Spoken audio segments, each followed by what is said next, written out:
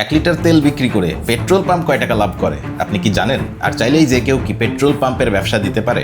সবকিছু জানবো আজকের এই ভিডিওতে। আমাদের দেশে রাষ্ট্রায়ত্ত 3টা কোম্পানি আছে, পদ্মা, মেঘনা, যমুনা। প্রত্যেকটা পেট্রোল পাম্প সেই 3টার যে কোনো একটা কোম্পানির ডিলারশিপ নিয়ে তাদের থেকে তেল কিনে কিন্তু বিক্রি করে থাকে। তবে তেলের খুচরা আর পাইকারি দাম কিন্তু নির্ধারণ করে দেয় সরকার। মূলত প্রতি লিটার তেল বিক্রির উপরে কমিশন থাকে পেট্রোল পাম্প মালিকদের জন্য। পেট্রোল, অকটেন বা ডিজেল এই 3 রকম জ্বালানির ক্ষেত্রেই গড়ে 3 থেকে 4% কমিশন কিন্তু থাকে। তাহলে সহজভাবে বুঝতে গেলে প্রতি 100 টাকা সেলের জন্য পাম্প মালিক কিন্তু সেখান থেকে 3 বা 4 টাকা ইনকাম করে থাকে। তো এই 3-4 টাকার হিসাব শোনার পরে তাদের উপর একটু মায়াদে আসতে পারে, বাট দাঁড়ান, আসলে তারা দিনে কত লিটার তেল বিক্রি করে থাকে একটা এভারেজ হিসাব অনলাইন থেকে যেটা পাইলাম সেটা যদি বলি, পাড়া মহল্লার যেই ছোট পাম্পগুলো আছে পেট্রোল পাম্প, শুধু পেট্রোল আর অকটেন মিলে তারা দিনে অলমোস্ট 1000 লিটারের আশপাশে সেল করে থাকে। আমি কিন্তু কোনো ডিজেলের হিসাব বলছি না, শুধু পেট্রোল আর অকটেন। ডিজেল কিন্তু এর থেকে অনেক বেশি পরিমাণে সেল হয়। শহরের ভেতরে থাকা পাম্পগুলো যেগুলো একটু মোটামুটি ব্যস্ত, এরা এভারেজে দেখা যায় 5 থেকে 6000 লিটার তেল কিন্তু বিক্রি করে থাকে।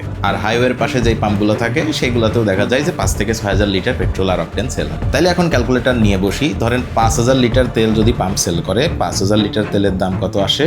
5000 গুণ 135 টাকা এভারেজে ধরলাম পেট্রোল অকটেন মিক্স করে, তো এর দাম আসছে আপনার 6,75,000 টাকা। এখন এর হচ্ছে আমরা 4% যদি কমিশন ধরি, এর 4% আসে আসলে 27,000 টাকা শুধু পেট্রোল আর অকটেন বিক্রির হিসাবে। এখন মাসে 30 দিনই অলমোস্ট পেট্রোল পাম্প খোলা থাকে, তো এটাকে যদি 30 দিয়ে গুণ দিই তাহলে আসছে 8,10,000 টাকা। বাট দাঁড়ান ভাই, এত খুশি আর কিছু নাই, পেট্রোল পাম্পের অনেক খরচ থাকে, তাদের অনেক বাসও যায়, আস্তে আস্তে আসছি ভাই তারা। তো যদি ডিজেলের কথা বলি তাহলে হাইওয়ের পাশে যে বড় পাম্পগুলো আছে তারা দিনে অ্যাভারেজে 20 থেকে 30,000 লিটার ডিজেল সেল করে থাকে। ওইটা আপাতত বাদই রাখি, আপনারা হিসাব নিজেরা করে নেন। এবারে পেট্রোল পাম্পের কিন্তু কিছু অতিরিক্ত আয় করার টেকনিকও থাকে। বেশিরভাগ পেট্রোল পাম্পে আপনারা দেখবেন যে সেখানে তাদের নিজেদের কফি শপ থাকে, পেট্রোল পাম্পের সাথেই টায়ারের দোকান থাকে, সেখানে লুব্রিকেন্টের স্টোরগুলো থাকে, তাদের নিজেদের কিন্তু যেগুলো সেখানে তারা মোবিল সেল করতেছে, টায়ার সেল করতেছে। কফি শপে সেখানকার খাবারের দাম তো আপনারা সবাই আশা করি জানেন যে হাইওয়ের রেস্টুরেন্টগুলোতে খাবারের দাম কেমন হয়। তো সেখান থেকে তাদের একটা ভালো সাইড আর্নিং কিন্তু আসলে চলে আসে। আর এইবারে যদি আসি পেট্রোল পাম্পওয়ালাদের কিভাবে বাস যায়, সেটা হচ্ছে তেল কিন্তু জলীয় বাষ্প হিসেবে উড়তে থাকে। বাট যাদের ট্যাঙ্কগুলো একটু ভালো কোয়ালিটির, যারা একটু ভালো করে জিনিসটা বানাইছে, তাদের এই লসের পরিমাণটা একটু কম থাকে।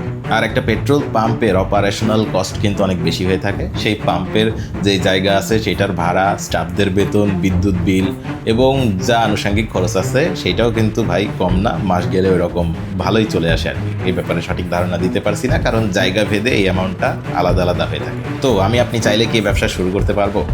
হ্যাঁ পারবো কিছুটা, বাট এই ব্যবসা শুরু করাটা একটু সময় সাপেক্ষ আর প্রচুর খরচ সাপেক্ষ। এটা শুরু করার জন্য আসলে যা যা লাগবে, সবার প্রথমে লাগবে নিজস্ব অথবা লিজ নেওয়া একটা জমি। জমিটা বেশ বড়সড় হইতে হবে আর সেইখানে ভালো রাস্তা থাকতে হবে, যাতে ভাই বড় ছোট সব ধরনের গাড়ি যাতায়াত করতে পারে। 2 নম্বরে যেটা লাগবে সেটা হচ্ছে বিপিসি বা যে কোনো তেল কোম্পানি থেকে আপনার ডিলারশিপ নেওয়া। 3 নম্বরে লাগবে আপনার বিস্ফোরক লাইসেন্স আর পরিবেশ অধিদপ্তরের থেকে একটা নেওয়া ছাড়পত্র। আর 4 নম্বরে লাগবে ফায়ার সার্ভিস আর জেলা প্রশাসকের অনুমতি। তো আপনিও যদি কোটিপতি হয়ে থাকেন, শুরু করতে পারেন চাইলে এই ব্যবসাটি। আর ভিডিওটা ভালো লাগলে অবশ্যই শেয়ার করে রাখবেন। আপনার কোটিপতি বন্ধু যদি চায় পেট্রোল পাম্পের ব্যবসা শুরু করুক, আমার আপনার জন্যই লাভ ভাই, আপনিও সিরিয়াল ছাড়া তেল নিতে পারবেন।